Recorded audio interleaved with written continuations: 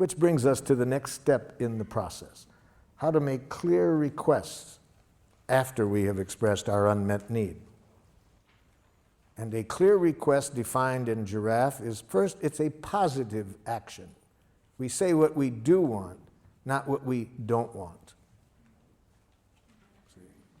So a woman gave me a very good example of what happens when you say what you don't want. In a workshop, she said, "You've really helped me understand what happened recently, Marshall. I said to my husband, I don't want you spending so much time at work. And then I got furious with him when he signed up for a golf tournament."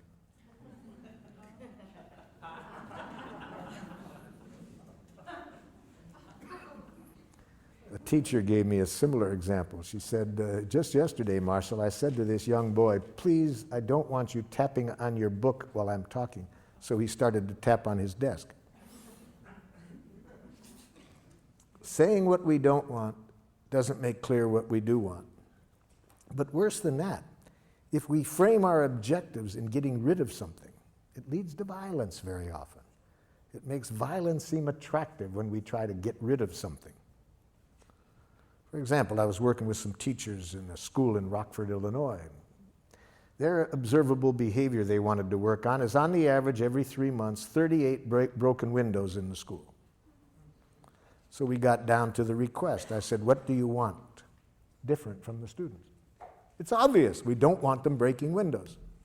So you're saying you don't want the children breaking windows. Yes. What should we do? Kill them.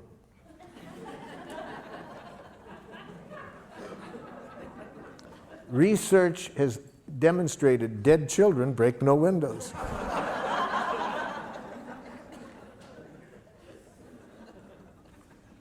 Almost any time we think of what we want to get rid of, it makes violence look attractive. And as stupid as that example was I just gave you, look in the newspaper on any given day and see how many world leaders are saying we're going to teach them not to, we're going to get them to stop. And they think violence is going to... See, it always makes violence seem attractive to... It's only, as I said earlier, when we get two questions clear. What do we want people to do? And what do we want their reasons to be for doing it? Then I think we'll see violence never works. Okay, so we want to say what we want to say in the positive. What do we want the other person to do? What do we want them to start doing differently? And second, that it needs to be clear action language. See, we can't do what this one wife did with her husband who came to a workshop with him. She said, "I want you to listen to me when I talk." He said, "I do listen." "No, you don't." "Yes, I do." "No, you don't." They told me they'd had this same conversation for 11 years. The problem is with the word listen. See, what does that? We can use the word listen as a need. I have a need to be listened to. But when we move to request, we need to speak action language. What specific action do we want this person to take? We can't use the verb to be. I want you to be more friendly. Not doable. We can't use feeling language. I want you to feel confidence in yourself. That's not doable. So we need to be able to make very concrete requests. Try it out with what is under D there. See, in relation to what the other person did and your feelings and needs in relation to the action, imagine you're talking directly to the person and express a request using this form. I would like you to. What do you want the person to do to meet your needs? I want you to obey my instructions. Let's use the word, I want you to do what I told you to do. I want you to do what I told you to do. And if you were a giraffe, you would give that to the person with a little card that said, "But please do as I requested, only if you can do so with the joy of a little child feeding a hungry duck. Please do not do as I request if there is any fear of punishment motivating you. Please do not do as I request out of a hope for reward or that I will like you if you do. Please do not do as I request out of guilt, shame, duty, obligation. Life is too short to do anything for anybody out of that. So what I'm getting at is, when we do make a request, we want it to be sure that the person trusts it's a request and not a demand. So we'll come back to that, but let's just work on the clarity of the request to begin with. Yes, so what is your request? I would like you to do what was agreed upon. Okay? Give me the space to complete my thoughts. Oh, too vague. Give me the space. Let me complete my Let thoughts. me is not doable. Let me show you what I mean. A woman said to her husband, came to a workshop, I want you to give me the freedom to be myself. He says, I do. No, you don't. I said, hold it, hold it. Give me the freedom is not doable. Let me? No, that's not doable. Allow me? It's not doable. What do you want from him when you say, give you the freedom to be yourself? It's embarrassing, yes? What? Say it. Oh, it's embarrassing. Say it out loud. What do you want when you say all of that? I want him to smile and say it's okay no matter what I do. Okay, now you're honest. You see, so what do you want? I want to express myself, Yes, you can do that. Nobody can stop you from expressing yourself. so I'm getting interrupted. You want the other person to wait until you finish speaking Yes, before starting. yes. Okay, that's the doable action. So how do we know? You can only tell whether it's a request or a demand by how I treat you if you don't do it. That's what tells people whether we are making requests or demands. What is their memory of how we act when we don't get what we want? If people have in their memory any punishment on our part in the past when they don't do what we want, any blame, it will now be hard for them to trust that we are making a request and not a demand.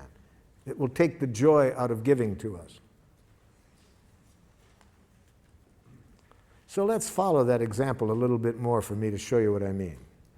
So I say to you, I'm really lonely this evening and would have a need for some company. Would you be willing to spend the evening with me? And you say, Marshall, I'm really preoccupied with some things at work and would really need some space to myself this evening. Could you find someone else to be with you this evening? And here's my reaction.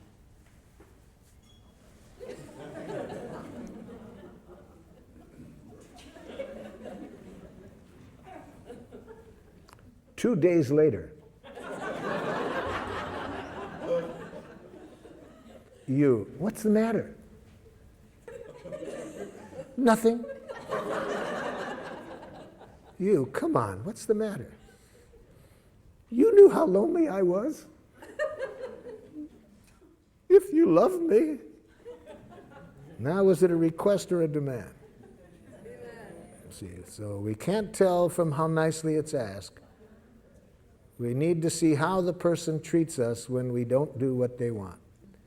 That's when we trust that they make requests or not demands. So we are going to pay for every time in the past when we used any coercive means to get what we wanted.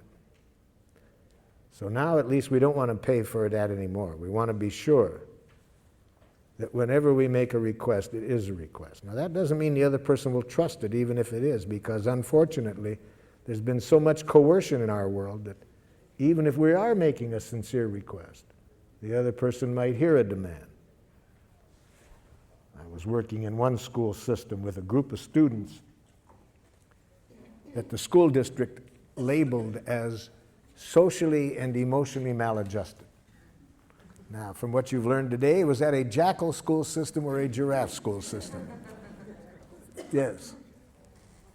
It sounds like in your example that the person was really disappointed or really let down. Not let down, that's a diagnosis. Okay, They're really disappointed. Disappointed. Really hurt. okay. So how could they have expressed that without being a demand, but not suppressing the fact that they're really disappointed? They could say, so you have a lot to do right now and it would really meet your need to be by yourself. Yeah. And the kind of mood I'm in right now, I really trust that you would meet it better than anybody else I know. Is there some way that we could find to get your work done and still meet my need for connection tonight? That's what we call dogging for our needs. You see? That shows respect for the other person's needs. I'm not trying to use any guilt or manipulation, right? I'm just trying now to find a way to get everybody's needs met. Okay? And so then if the person can't find replacement, If the person cannot think of somebody to replace them, it will not be a problem. It will only be a problem if I put on these ears and receive in what they said a rejection. You see, if I hear a rejection, that's the problem. it's not okay to say I'm disappointed? You can say I'm disappointed as long as you don't say you disappoint me. And as long as you don't stop after saying I'm disappointed. See, I'm disappointed. That's just another way of saying you disappointed me. I'm disappointed. We always have to end a feeling. At the very end of it is going to be a request. See? So we don't just say I'm disappointed. We'd have to say, we have to take responsibility for asking for what we want. Given the other person has this other need, okay, what do you want then from them? Well, the jackal doesn't like that game. They don't like to have to be responsible for what they want. They'd rather say, well, if they love me, you see, if they were any kind of friend, I think it's only fair that they want to control by guilt, shame.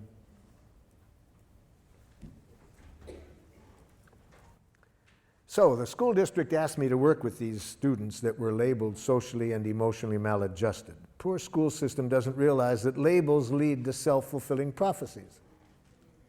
When you label people that way, they're going to behave that way. Come on, be honest. If you are labeled socially and emotionally maladjusted, you're one of those students, doesn't that give you permission to have fun in school? Labels lead to self-fulfilling prophecy. So I knew it was going to be a rough day just by that label. So when I walk into the classroom, it already starts. Half of the students are hanging out the window, screaming obscenities at their friends in a courtyard down below. So I made a request. Excuse me, I would like you all to come on over and sit down, please. I'd like to tell you who I am, what I'd like to do today. Half the students come over. I wasn't sure the other half had even heard me, so I repeated it. Would you all please come over? Now everybody comes over with the exception of two young men. Just my luck, the two that didn't come over, the biggest ones in the classroom. And again, I wasn't too sure they'd heard me, and I was praying it might just be a problem with acoustics, so I said, would one of you two gentlemen tell me, please, what you heard me say? Yeah, you said we had to come over and sit down. You see the problem? I make a request. He hears a demand.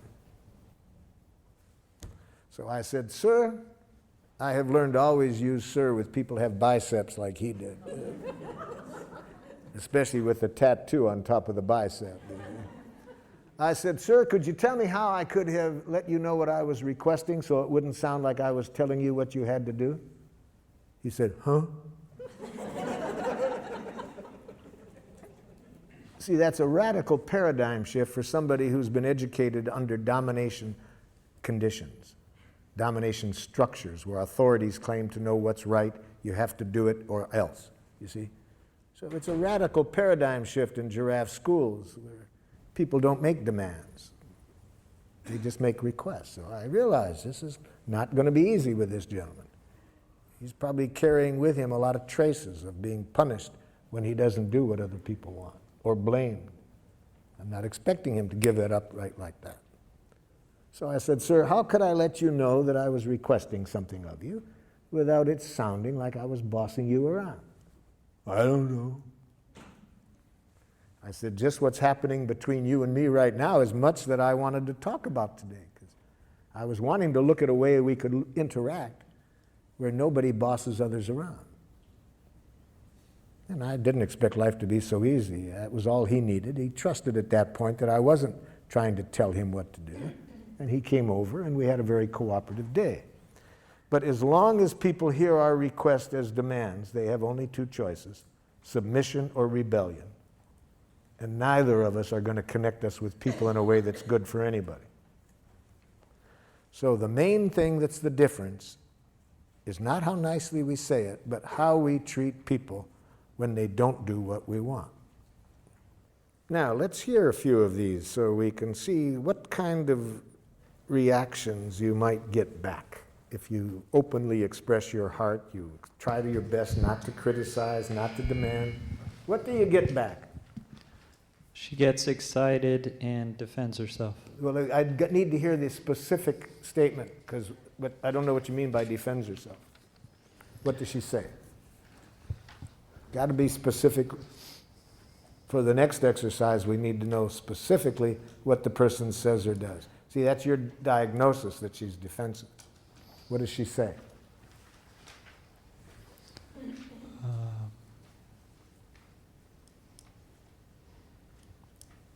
Sometimes things happen and I'm not ready to leave when we agreed. Well, sometimes things happen and I'm not ready to leave when I agree. Okay, that's what the person says. I can't do that because I have a hard time connecting with people as partners. I can't do that because I have a hard time connecting to people as partners. This is their response back? Yes, What you're- what did the person respond back? He says, nothing I do is ever good enough. Nothing I do is ever good enough. Okay, here. I guess I should go through the whole thing. She says she doesn't like the way I wash dishes or make the bed. Yes, I feel angry and resentful. yes, I feel as I express because I need to be accepted for my willingness and ability to do a job the way I do it. yes. I would like you to acknowledge my work positively. Even if I don't feel like it? How would you like me to respond positively when an idiot could do a better job making a bed than you do? Okay, that's the last thing. She would say that she can't because I never do it the way it should be done. Yeah, so the problem there is with the present request. What do you want from this person? I think what you want is this. I'd like at least some gratitude expressed for my willingness to do what I did. And if I could get at least the gratitude for that first, I could better hear how you would like me to do it differently. Would that be closer? It'd be closer, but I'd still like her to accept the way that I do it. Instead What of does the way- accept mean? Now we got to translate accept into a doable request. What if this person has a sense of aesthetics? You see, I can already tell what the problem is in your relationship. I've already made a diagnosis. You want to hear my diagnosis? Okay. You are a slob and she's a neat. See, there's these two kinds of people in the world, slobs and neats. And for some reason or other, they always live together. It doesn't make sense to me. You see, there's so much of this goes on every day about how to wash the dishes, how to make the bed. Now, I'll give away which one I am. I once cleaned the house immaculately. And my partner came home and said, I thought you were going to clean. True story, true story. So you know what I am, right? I wrote her a song that night that goes, if you wonder about the cause of my domestic distress, it's that my partner is antiseptic and I'm a total mess. Last night at 2 a.m., I had to go to the head. In the time it took me, she made the bed.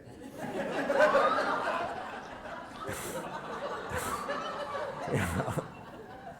So there are these slobs and neats, and they always get together. I have a plan for world peace. Put the slobs in one hemisphere, the neats in another.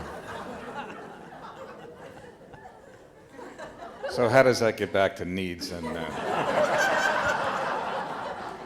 now that you've diagnosed It it, how do you has to handle do it? probably with this. And you have to say to the neat,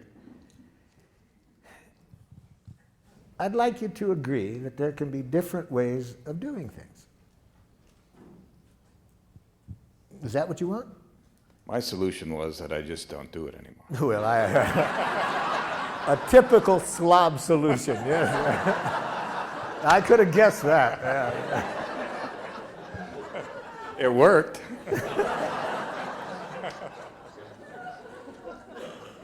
I would really like some acknowledgement. First, I'd like some expression of gratitude for what I did.